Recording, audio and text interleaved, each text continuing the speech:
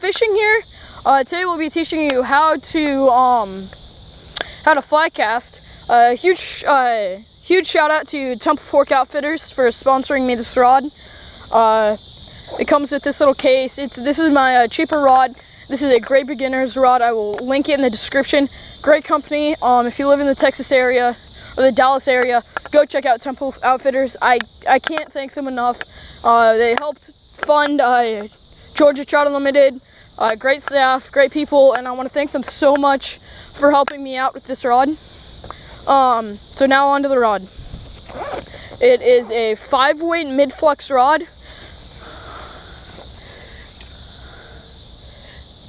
Here it is. I just went fishing up in the Sierra Mountains, so I think the leader's a little worn down because I haven't changed it in a while. It's a 4-piece rod, mid-flux, 5-weight. This is a great rod for beginners and intermediate fly fishermen. My grandfather, who has been fly fishing for the last 20 years, asked if he could trade me one of his Sage rods for this. And this thing is just great. This is one of my cheaper ones. I think I have like a Boron 3 from Winston Rod Co. and a Sage reel. But I like this one so much that I use it all the time, and I will be right back. Okay, now on to setup. When you get your fly line, what you want to do is you want to take your fly line and make a little loop with this, okay? Now you want to thread it through the eyes with this little loop, okay? So what this is going to do is when you have it and you drop it, it's going to stay like that. If you don't, it'll fall right down, and I've had that happen to me so many times when I was first starting out.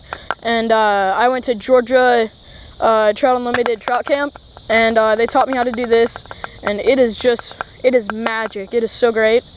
So just thread it through the eyes. Make sure you don't twist it at all. And yeah, see you guys in a sec. Okay, so now that you have your fly line set up, I usually practice without flies on.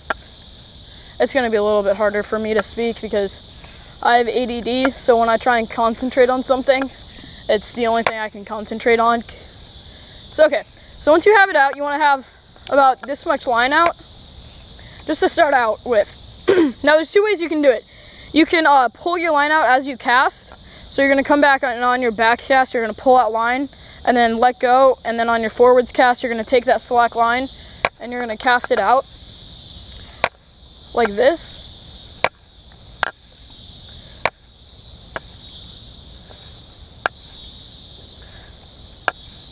So it'll look something like this.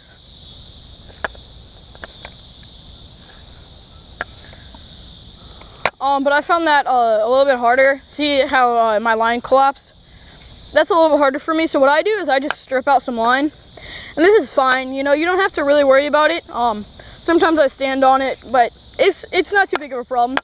I can do this in a boat, just have it hang off the boat. It's really not that big of a problem, guys.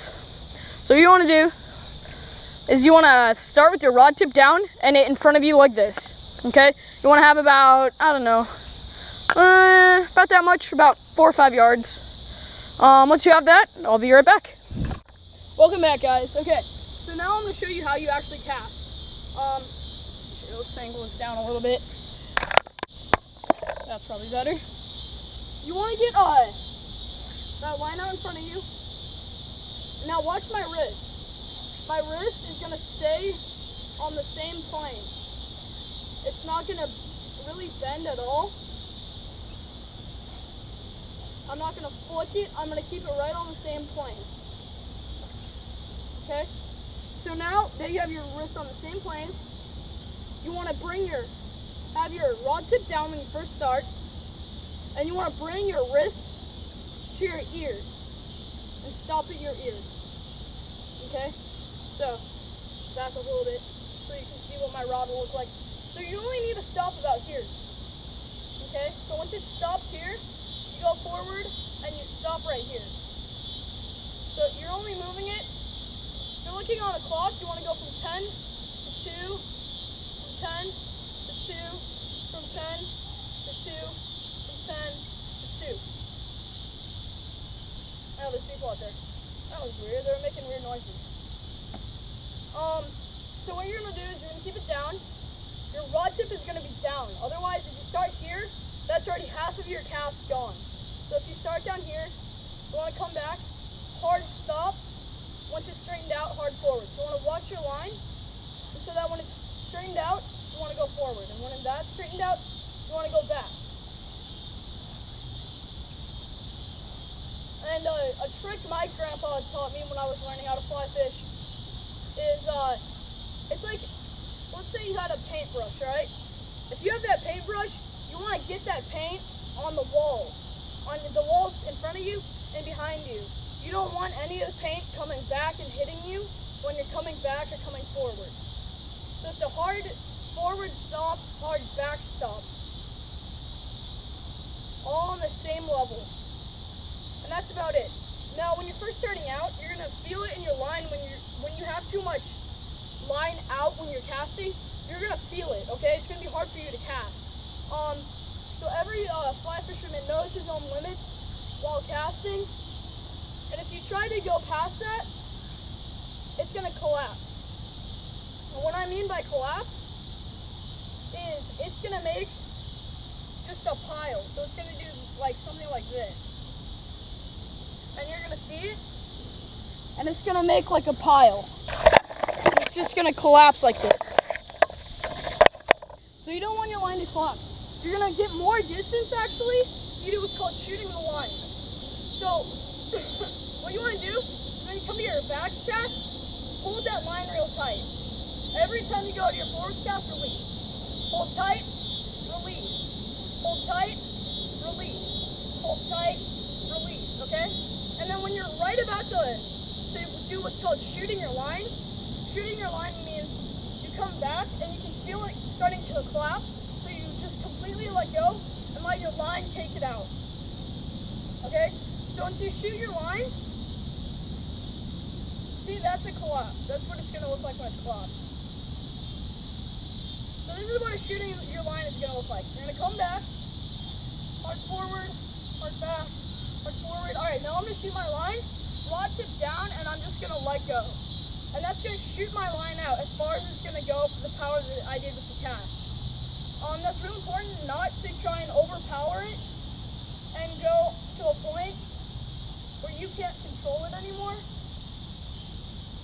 And, I mean, you can start out with more line, but it's going to be easier to control when you start out with just a little bit. So if I start out with a little bit, it's easier for me to control. And I'm always looking at my back cast, waiting for my line to just about completely straighten out, and then I'm going to go to my forward cast. And once you get that down, you pretty much got it. Just make sure you don't overpower your cast, meaning you're doing too much where you can feel it in your line, and it's going to do something like this, you see?